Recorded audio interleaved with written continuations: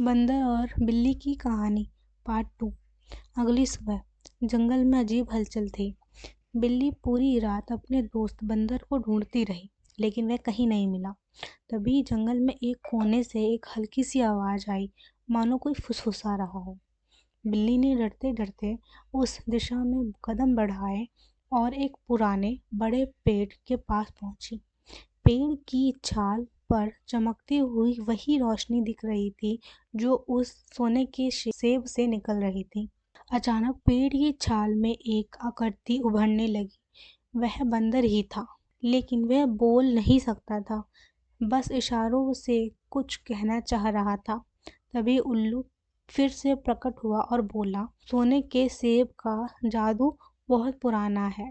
यह जिसे भी छूता है उसे एक दूसरी दुनिया में भेज देता है, परंतु इसे तोड़ा जा सकता है।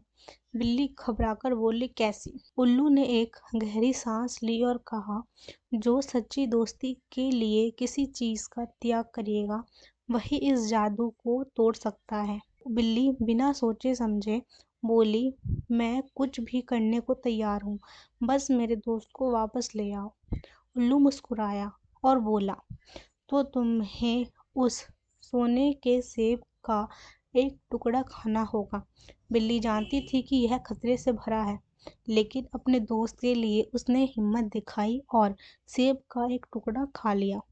अचानक चारों ओर तेज रोशनी फैली, हवाएं तेज चलने लगी और पेड़ कांपने लगा। और फिर बंदर वापस आ गया।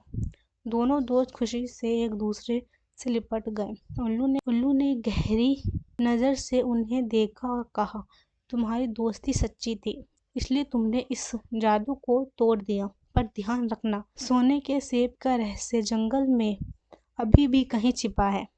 इसके बाद उल्लू फिर से उड़ गया और उसकी आंखों में अब भी वही गहरा रहस्य चमक रहा था।